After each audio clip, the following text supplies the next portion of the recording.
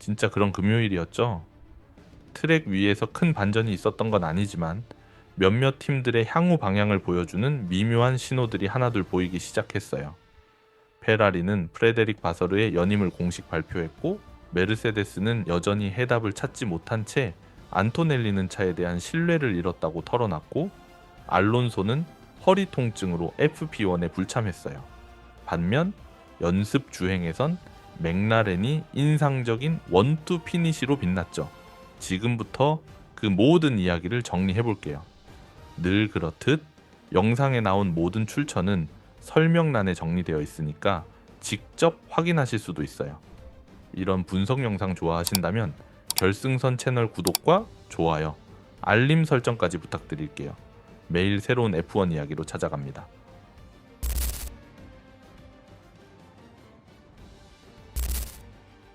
프레데릭 바서르의 재계약은 헝가로링 패독에서 조용히 확정됐어요. 르클레르와 해밀턴 모두 긍정적인 반응을 보였고요. 단순한 행정 절차처럼 보일 수 있지만 사실 이 결정은 페라리가 2026년을 위해 어떤 기반을 쌓고 있는지를 잘 보여주는 신호예요. F1은 성급함과 조급함이 이성을 앞서는 세계잖아요. 그런 그리드에서 같은 팀장을 계속 믿고 간다는 건 오히려 드문 일이에요. 그리고 동시에 페라리 스스로도 지금의 한계를 인식하고 있다는 뜻이기도 하죠. SF25는 아직 맥라렌에 비하면 부족하지만 예전처럼 어디로 튈지 모르는 말 안 듣는 차는 아니에요. 팀은 조금씩 진전을 보여주고 있고, 비록 결정적인 점프는 아직 안 왔지만 적어도 기반은 점점 단단해지고 있어요. 그건 연습 주행에서도 느껴졌어요. F1에서 페라리는 두 채 서로 다른 세팅을 적용하면서 타이어가 가장 잘 작동하는 이상적인 윈도우를 찾으려 했거든요. 부다페스트에선 특별한 업그레이드는 없었지만 어쩌면 이번 주말 페라리가 한 가장 큰 변화는 트랙 밖에서 나온 결정일지도 몰라요. 감정을 담은 기술적 선택. 바서르는 비노토처럼 카리스마가 있진 않고 호너처럼 냉정한 전략가도 아니지만 혼란을 정리해줬어요. 그리고 이런 기복 많은 시기를 거쳐온 팀에겐 그런 질서야말로 생각보다 훨씬 더 값진 자산일지도 몰라요. 여러분은 어떻게 보시나요? 페라리가 바서르를 계속 믿은 건 옳은 선택이었을까요?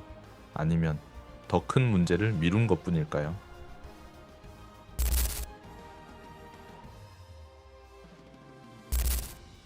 반면 안토넬리는 지금 꽤 민감한 시기를 지나고 있어요.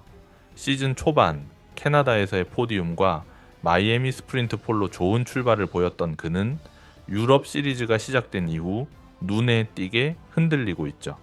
스파에선 Q1에서 탈락했고 부다페스트에선 그 좌절감이 다시 반복됐어요. 경기 후 인터뷰에서 안토넬리는 차에 대한 신뢰가 완전히 사라졌다고 털어놨어요.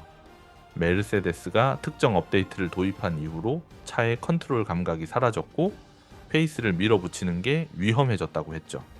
러셀에 비해 더 공격적인 그의 주행 스타일은 지금의 더블 U16과 전혀 맞지 않는 느낌이에요. 조금만 한계를 넘어서려 하면 실수로 이어지고, 그래서 요즘엔 자신의 드라이빙 스타일 자체를 바꾸려 노력 중이라고 해요. 이건 어린 드라이버에게 특히 더 어려운 일이죠. 헬무트 마르코와의 비공식 대화에선 이 차는 신뢰감을 전혀 주지 않는다고도 얘기했어요. 그리고 드라이버에게 신뢰를 잃은 차만큼 위험한 건 없죠. 여러분은 어떻게 보시나요? 안토넬리 올 시즌 안에 다시 자신감을 찾을 수 있을까요? 아니면 2025년은 그냥 아픈 성장통으로 남게 될까요?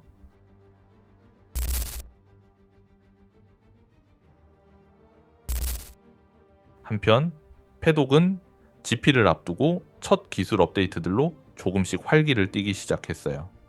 이번 주말 새 부품을 들고 온 팀은 레드불, 에스턴 마틴, 그리고 비자 캐시앱 RB 단 3곳뿐이었죠.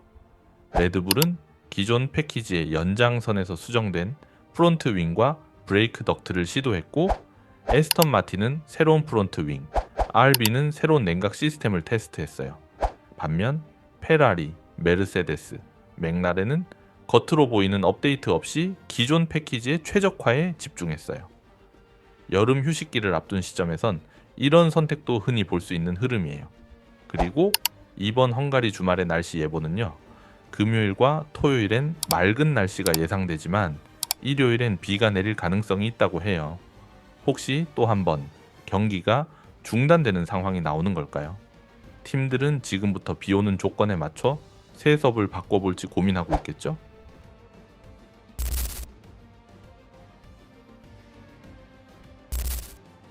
하지만 이번 금요일엔 좀처럼 보기 힘든 장면도 나왔어요. 페르난도 알론소가 허리 통증으로 FP1에 불참한 거예요. 에스턴 마틴은 주말 전체 일정을 고려해 그를 아끼기로 팀과 합의한 결정이었다고 밝혔어요. 그 자리를 대신한 건 펠리페 드루고비치였고요.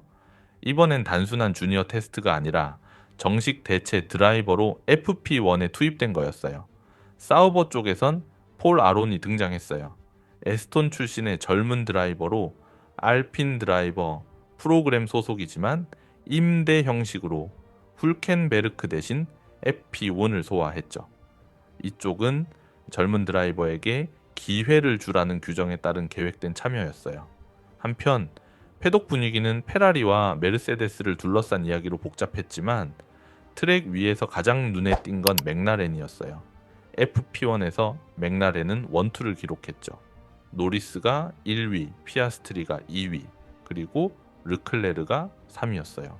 물론 다양한 테스트가 이루어진 세션이라 기록 자체에는 큰 의미가 없지만 그래도 맥라렌은 이번 주말 주도권을 잡을 수도 있다는 작은 힌트를 보여준 셈이었어요.